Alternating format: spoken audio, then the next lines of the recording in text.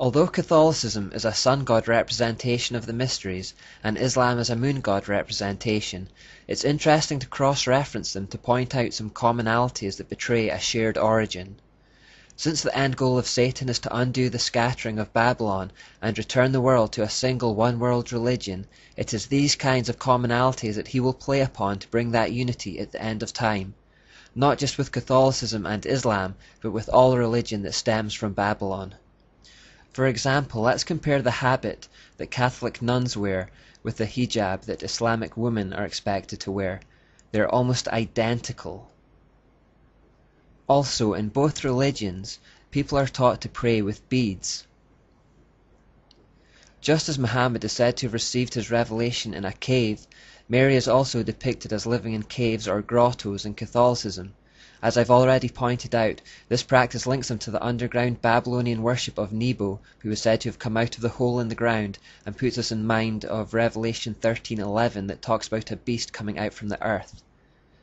The mysteries were often celebrated in caves or grottos, and this explains the origin of this practice today and why revelations from Satan are so often given in the darkness.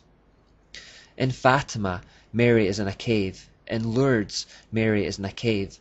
The Pope and Catholic followers enter into these caves to venerate her and thus perpetuate the Babylonian system.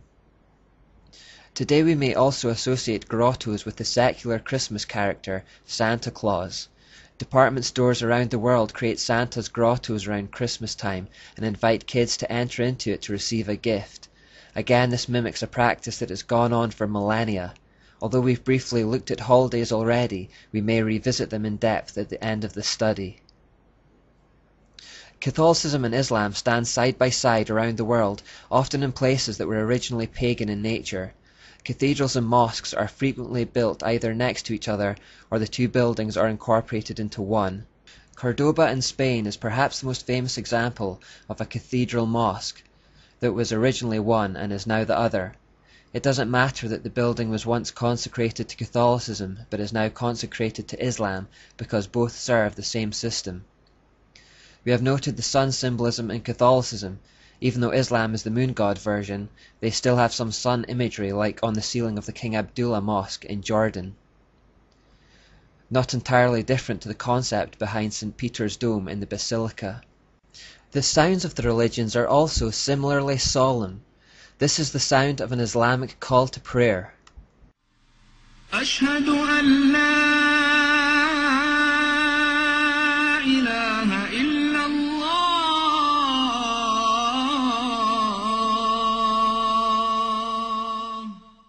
Now compare it with the sound of a Gregorian chant. They are both similarly haunting, mournful, and melancholic.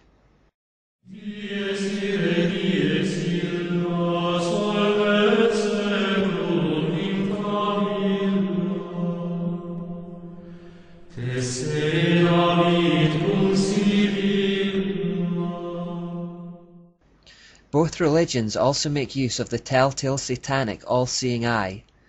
This is a typical example from an Islamic taxicab where they are used as a charm to ward off evil and for protection. You will also unsurprisingly find this symbol in Catholicism. This is one example found on the confessional at the Cathedral Milano in Italy. To the ancient Egyptians, the right eye represented the sun and the left eye represented the moon.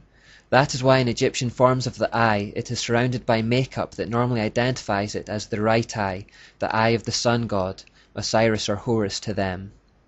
In this example, note the sun rays representing the supposed illumination that comes from the eye. One of the great ancient Egyptian temples was the Luxor Temple. Helena Blavatsky, an important occult figure that we'll look at later, said that within such temples, obscene acts of homosexuality were conducted as a form of worship to Set. Now the remains of the Luxor Temple still stand to this day, and within it you will find a multitude of phallic symbols that echo its original purpose. At the entrance, you will of course find the Asherah pole or obelisk. What is perhaps a little more surprising is that built into the Luxor Temple is a mosque. Some Catholics plainly see the similarities with Islam and are looking for a shared future based on the truth that they have the same origin. Vatican insider Dr. David Malachi Martin said that on the basis of a personal message from Mary to Pope John Paul II, he believed that there will come a day when the heart of Islam, already attuned to the figures of Christ and Christ's mother Mary, will receive the illumination it needs, a second Fatima, in which they will recognize him as God's true vicar on earth. Then with fellow travellers like the Church of England, the Episcopal Church, and others of like mind, the Pope could be worshipped as the infallible Holy Father by over 1/2 of the world's population. This idea of ecumenism, or unity between religions, is gaining a lot of momentum in the world today, and behind it is the fact that Satan wants to reverse the scattering of Babylon and bring the whole world together again under his mystery religion. Given that the false religions of the world share the same root, they all have commonalities which are to be highlighted to achieve this end. The idea is to bring the world under the headship of the Pope, because he is the earthly head of the mysteries. Because of Muhammad's Catholic influence, Muslims already believe in Mary's Immaculate Conception and virgin birth. So high is their view of Mary that the Quran concludes she must be a goddess in Christianity. It therefore teaches that Christians believe in the Father, the Mother, and the Son. This is an error that comes by observing Catholicism's overemphasis on Mary as a deity. In fact, Father, Mother, and Son is the Babylonian Trinity. The Christian Trinity is Father, Son, and Spirit.